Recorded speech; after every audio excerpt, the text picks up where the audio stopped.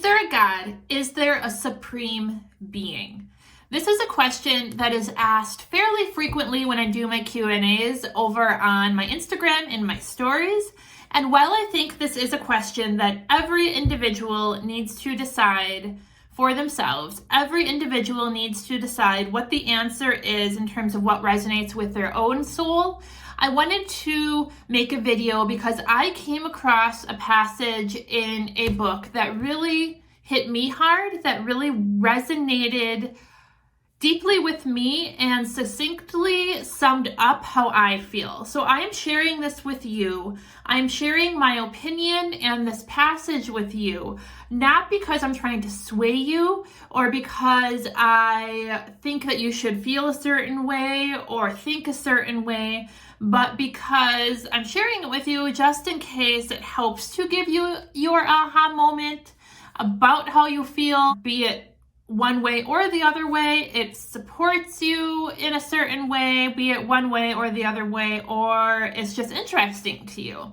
So in terms of if there is a God or a supreme being, my opinion, personally on a spiritual level and in my work as a professional psychic medium and animal communicator, an intuitive reader, is that yes, there is a God and a supreme being. I also believe that while there is a God and a supreme being, in my opinion, I do not believe that that God or that supreme being holds puppet strings within our lives or within us. I do not believe that they are in control of us. I do not believe that they are he or she or them or it or him or her, however you want to think of God or the supreme being, if you are going that direction, holds control over us as individuals or our lives. I do not hold that belief process. I also believe that each of us holds a little piece of God in our souls. I'm not saying that we are each God. I believe that we each hold a fragment of God within us, which what I'm going to read to you will get into as well.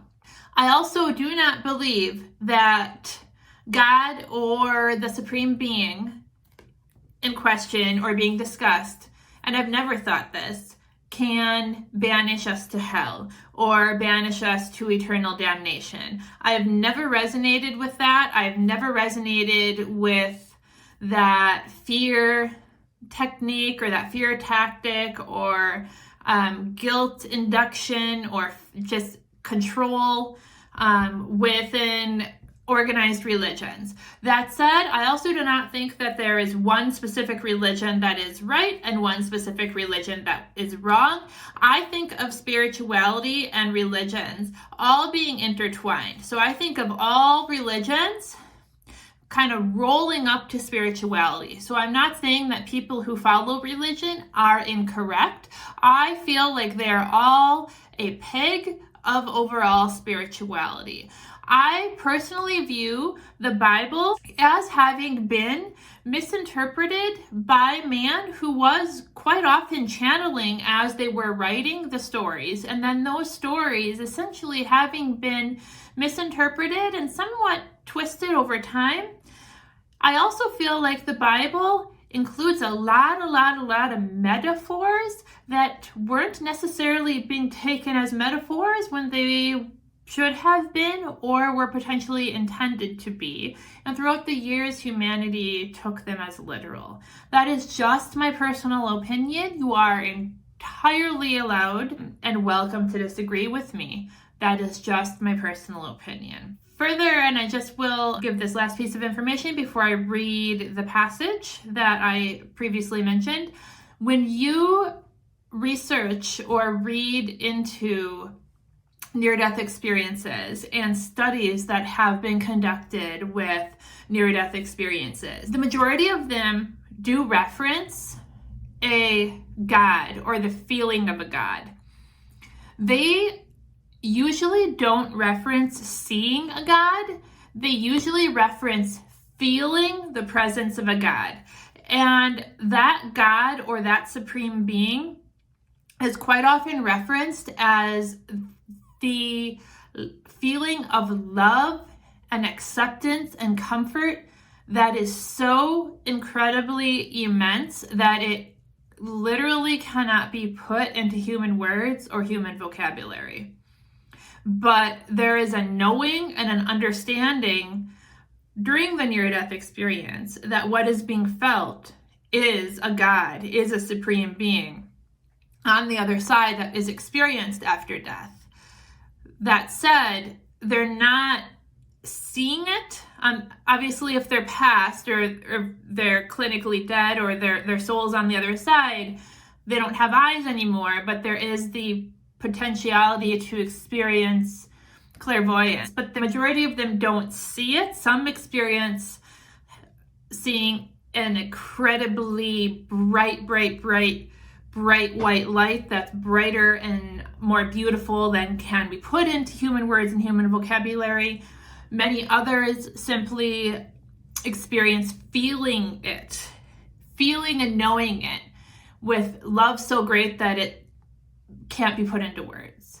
So there is a commonality of a God and a supreme being experienced in the vast majority of near-death experiences that have been reported and studied. So that tells us something there as well. The passage I'm going to read to you is from the book, The Untethered Soul by Michael Singer. And as you can see, this is obviously a book that I resonate with a lot in part. So this is a book that I highly recommend for anybody who is on a spiritual journey, a spiritual awakening journey. My brother sent me this book. He ordered it for me and surprised me with it, and I love it. A lot of it I already knew, but it was looking at it from a deeper level, and it just really spoke to me. So I will link this down in the description if you want to read more about this book.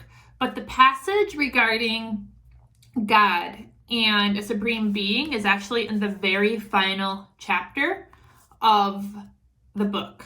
So again, these are not my words that I'm going to be reading to you. These are Michael Singer's words from The Untethered Soul. The chapter is chapter 19, and the chapter is entitled The Loving Eyes of God.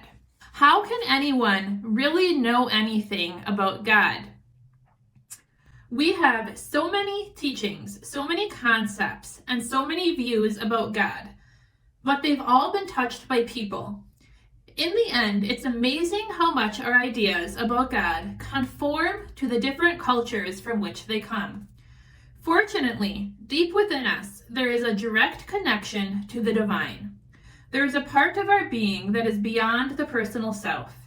You can consciously choose to identify with that part rather than with the psyche or the body. When you do this, a natural transformation begins to take place within you. Over time, as you observe this transformation, you will see what it's like to be coming toward God. You actually begin to know what it feels like to be moving in the direction of spirit. The changes you see within you are reflective of the force you are approaching. Just as rain makes you wet and fire makes you warm, so you can know the nature of God by looking into the mirror of your transformed self. This is not a philosophy, it is a direct experience. Spiritual growth can be experienced just like anything else. You may have experienced a time in your life when you felt a lot of negativity, anger, and resentment. You know how that feels, and you know how you feel toward others when you're feeling that way. You know how your heart feels, and you know what your thoughts and actions are like. You know that space. It's not a philosophy, it's a direct experience. If you grow past that part of you, over time you will actually drift away from the feelings of tension and anxiety. The entire cloud of lower vibrations will appear further and further away from where you sit inside. The cloud may still be there, but if you don't identify with it or hold on to it, it can no longer hold on to you. As you release the lower vibrations, you naturally stop thinking they're you or that there's anything you have to do about them. As you let go of them, your spirit drifts upward. How do you know your spirit drifts upward? You know the same way you know that you're breathing, the same way you know that your heart beats, and the same way you know that you have thoughts. You are in there and you directly experience it. What does it mean to drift upward? It's an experience of being drawn further back inside yourself. You're no longer held down to your earthly self, so you begin to feel more spaciousness inside. You feel that there's more of a distance between you and the thoughts and emotions inside of you. You drift back and then in and up. How does it feel when you drift up? You don't feel as much anger, fear, or self-consciousness. You don't feel a resentment toward people. You don't close or get tight as often. Things still happen that you don't want to happen, but they don't seem to touch you as much. They can't reach back to where you are because you've drifted behind the part of you that reacts to things. These are actual experiences, not merely something you were told about. It's just what naturally happens when you let go of the lower vibrations of your being. You drift in and up to the deeper vibrations. Where are you going? Even if you have no basis for understanding what is happening to you, you are still having the undeniable experience of going somewhere. What you begin to feel is that you're going into your spiritual being. As you associate less with the physical and psychological parts of your being, you begin to identify more with the flow of pure energy. What does it feel like to identify more with spirit than with form?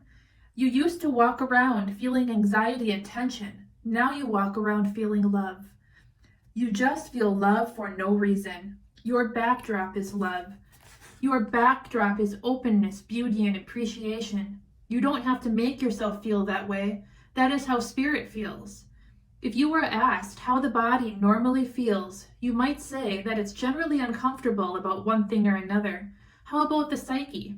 If you were being totally honest, you'd probably say that it's generally full of complaints and fears. Well, how does spirit normally feel? The truth is, it always feels good. It always feels high. It always feels open and light.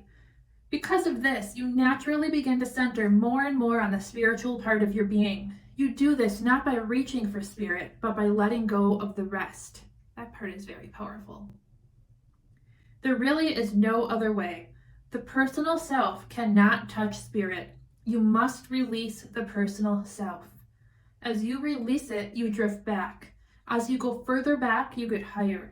You get higher in vibration and higher in the amount of love and lightness that you feel. You just begin to soar. This happens in an ever-increasing continuous progression. As you let go and willingly release the physical, emotional, and mental aspects of your being, spirit becomes your state. You don't claim to understand what is happening to you. You just know that as you go further and further back, it gets more and more beautiful. You naturally begin to experience the vibrations that were described by the great saints and sages of different traditions. You realize that you too can have deep spiritual experiences and be, quote, in the spirit on the Lord's day, end quote. But ultimately, how do you really know anything about God? How can you ever know about what is beyond you? You know because those who have gone beyond have come back and said that the spirit you're experiencing is the doorway to God. When they let go of the lower aspects of their being, they experience just what you are experiencing. They felt tremendous love, spirit, and light waking up inside of them. They felt that nothing could come in through their senses that was higher than what was already going on inside. They drifted further and further back and got higher and higher. Then one day, all of a sudden, they weren't there. There was no sense of I anymore. There was no sense of a separateness, experiencing the love and light. There was only the ultimate expansiveness of their self, of self merging into the love and light, like a single drop of water merging into the ocean. When the drop of consciousness that knows itself as an individual drifts back far enough, it becomes like the drop that falls into the ocean. The Atman, soul, falls into the Paramatman, I might not have read that right, Supreme Soul.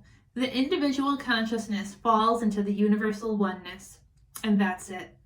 When that happens, people say interesting things like, quote, I and my Father are one, and, quote, the words that I speak unto you and speak not of myself, but the Father that dwelleth in me, he doeth the works. They all spoke like that. They said they had merged and that there was no differentiation within the universal oneness of God. The drop of consciousness, which is individual spirit, is like a ray of light emanating from the sun. The individual ray is really no different from the sun. When consciousness stops identifying itself as the ray, it comes to know itself as the sun. Beings have merged into that state. In the mystical Gospel of John, Christ says, quote, "That they all may be one, as thou, Father, art in me, and I in thee, that they also may be one in us. I in them, and thou in me, that they may be made perfect in one." So it was taught in the Hindu Vedas, I may have mispronounced that.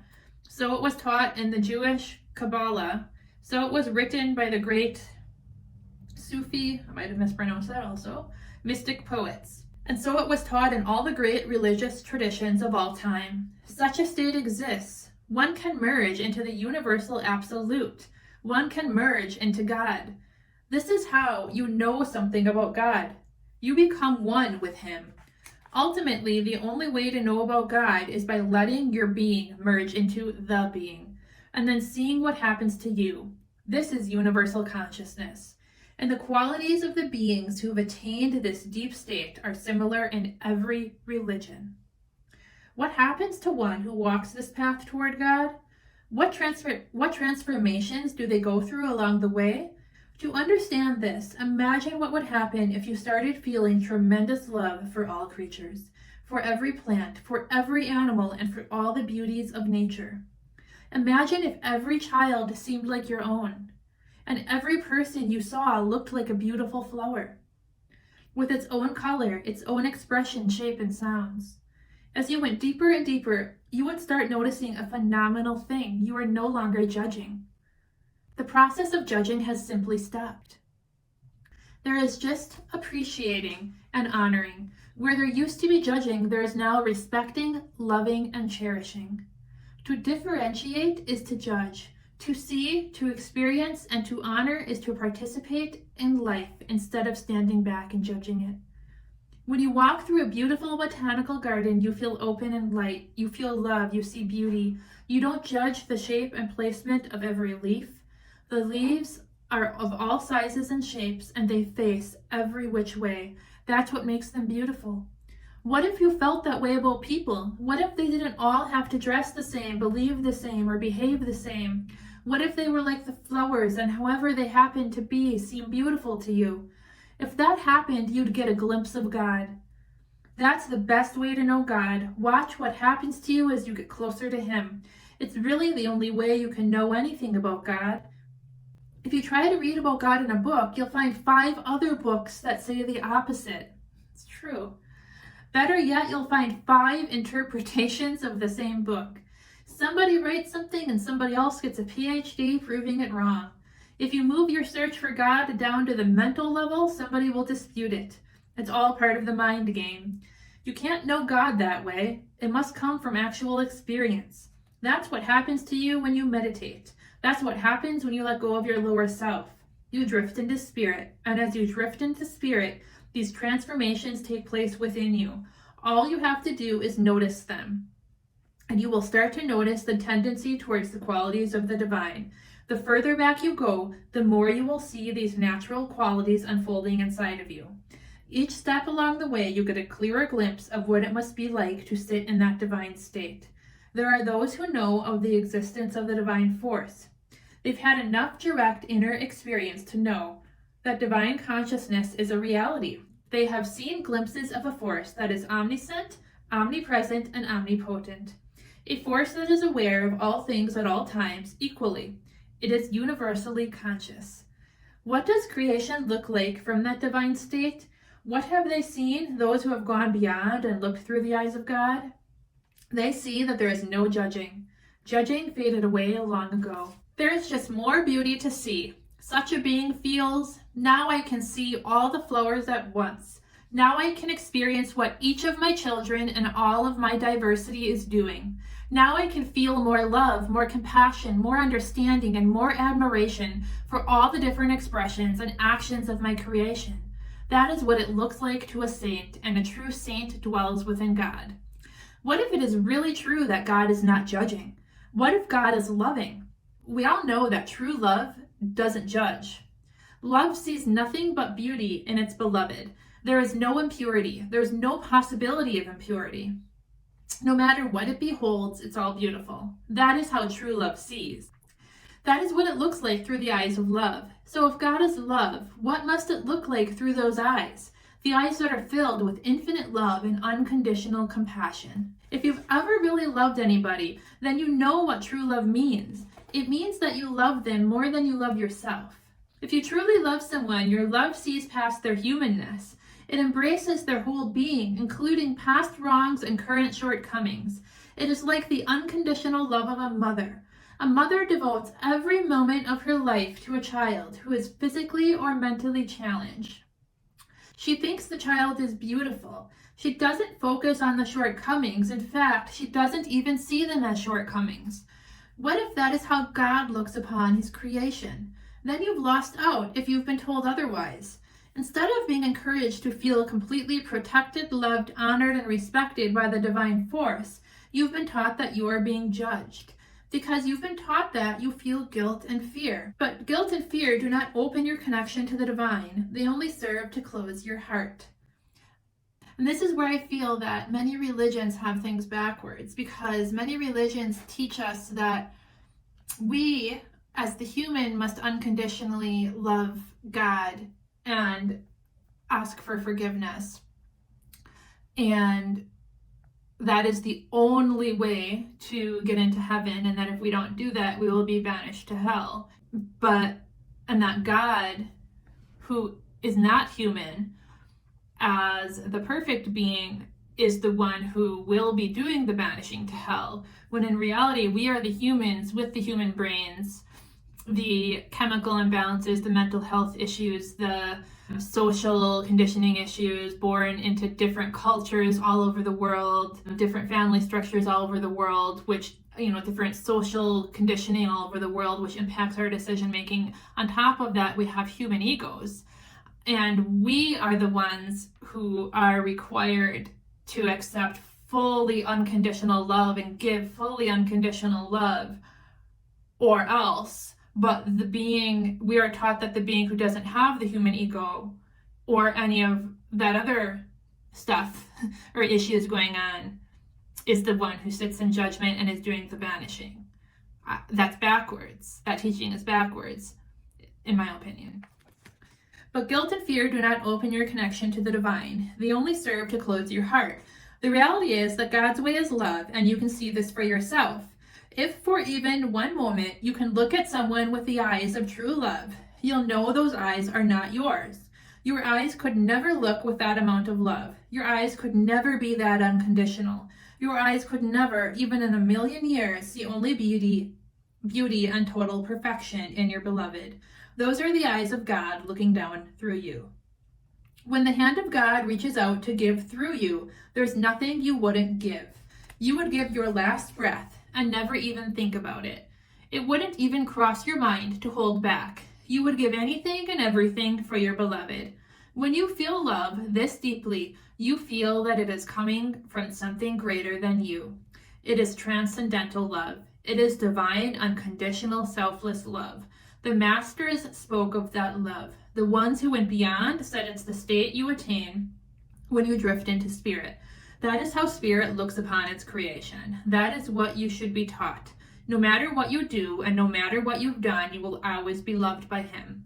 When Christ told the story of the prodigal son to his disciples, he spoke of one son who had gone away and squandered all his wealth. Yet when he came home for help, his father treated him better than the son who had stayed home and worked. Christ explained that this was because one son had always been home, but the prodigal son had been lost, and the father had missed him. There was no judging, only loving. Christ also said, "He that is without sin among you, let him first cast a stone." What did he teach? What did he say? How did he look upon this world? He taught completely selfless, compassionate love. He hung on the cross next to thieves and robbers, and when a thief asked to be remembered, Christ said that he would share that day in heaven with him. Luke 23, 39 through 43. What were his first words upon the cross? Father, forgive them, for they know not what they do. That is the love of a mother. That's how a mother talks about her child. The level of love and compassion is so deep that the child can do no wrong. If a mother can attain to selfless love, then what about God, the creator of love? Do you want to know how God looks upon this world? Do you want to know how he feels about different kinds of people? Then look at the sun. Does the sun shine more brightly on a saint than on anyone else? Is the air more available to the saints? Does the rain fall on one neighbor's trees more than another's? You can turn your eyes from the sun's light and live in darkness for 100 years. If you then turn them toward the light is still there. It is there for you just the same as for the person who has enjoyed its brilliance for 100 years. All of nature is like this. The fruit on the tree willingly gives itself to everyone. Do any of the forces of nature differentiate? Does anything in God's creation other than the human mind actually pass judgment? It's interesting. Nature just gives and gives to whoever will receive. Should you choose not to receive, it doesn't punish you. You punish yourself because you choose not to receive. If you say to the light, I will not look at you, I'm going to live in darkness, the light just keeps shining. If you say to God, I don't believe in you and want nothing to do with you, creation continues to sustain you. Your relationship with God is the same as your relationship with the sun. If you hid from the sun for years and then chose to come out of your darkness, the sun would still be shining as if you had never left. You don't need to apologize. You just pick your head up and look at the sun. It's the same way when you decide to turn toward God. You just do it. If instead you allow guilt and shame to interfere, that's just your ego blocking the divine force. You can't offend the divine one. Its very nature is light, love, compassion, protection, and giving. You can't make it stop loving you. It's just like the sun. You can't make the sun stop shining on you. You can only choose not to look at it. The moment you look, you'll see it's there. As you drift back into spirit, you will see that those are the eyes that look out upon this world. That is the heart that shines down upon everything and everyone. Through those eyes, the most wretched of creatures look beautiful. That's the part that no one understands. People say that God cries when he looks at this earth. This part is very powerful.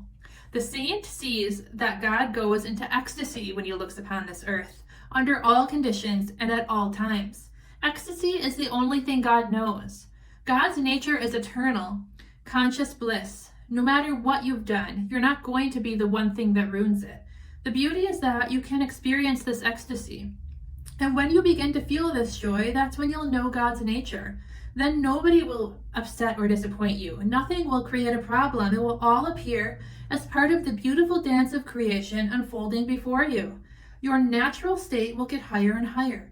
You'll feel love instead of shame. Instead of being unwilling to lift your eyes to the divine because of what you've said or done, you'll see the divine as a place of unconditional refuge.